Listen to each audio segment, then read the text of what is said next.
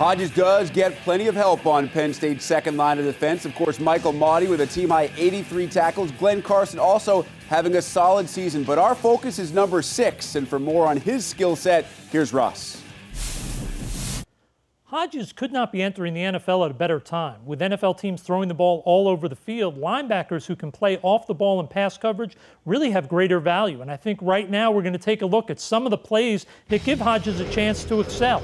He's not a big linebacker, so he has to show he can avoid blockers out in space, just like he does here, and show the speed to get outside and make tackles behind the line of scrimmage. Not only do you have to avoid blockers, but you have to know how to use your hands to defeat them when they get close to you. Right here, he does a great job of avoiding with his hands, pushing off, making the tackle in the hole before the back can get through it. It's not an easy thing for an undersized linebacker to do. To be good in pass coverage in the NFL, you have to be smooth off the ball. You have to know what's going on and identify where the ball is going. Right here, he drops deep, he identifies the receiver, and he closes quickly to keep him from getting the first down, avoiding basically giving up the first down. On this play, he has running back responsibility. You're going to see the running back starts to come to his side. He comes out expecting the running back to block him, but he does a great job of identifying the play, and he pulls back. He gets out there to cover the back to the flat, and he does a great job of going up and making the interception. And oftentimes, linebackers that excel in coverage are not aggressive. Right here, you see he shows aggressiveness coming down the line of scrimmage and making the tackle behind the line of scrimmage, something you want to see from a coverage linebacker. Hodges is not a big football player, but what he is a very talented athlete. He has a chance to be a very similar player to Cato June, former Michigan safety who converted to linebacker in the NFL. That's where Hodges' strength is, athleticism, playing off the ball in coverage. Probably a 5th to 7th round draft pick with a chance to become a starter at the next level.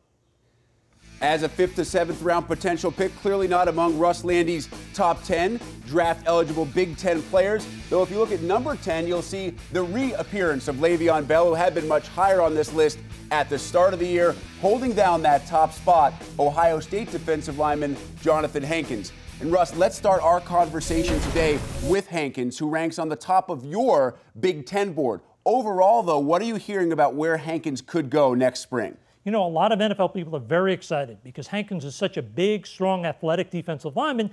They feel that he has a chance to really be a top 10 type pick because he can impact the team and be a dominant defensive force, forcing offenses to really double team him on every play. That's why almost everybody I've spoken to thinks he has a chance to be an elite defensive lineman in the NFL. Now, of course, Urban Meyer will make his pitch to try to get him to remain in Columbus for one more year. If he decides to go the pro route, probably doesn't need to go to the Senior Bowl, could likely go straight to the Combine. What will scouts and GMs look for from him at the Combine? Well, the first thing they're going to want to see, because he's an underclassman, is they want to see how does he handle the interview process. He hasn't been grilled before. How does he do throughout that? And obviously, does he show up at the Combine in shape? If he shows up in shape, it works out well. He doesn't have to knock the socks off it. He just has to do a good job. If he does that, he can sort of lock up a spot as a top 10 player in the draft. Our body of work could make Johnathan Hankins a very rich man next spring at the NFL Draft.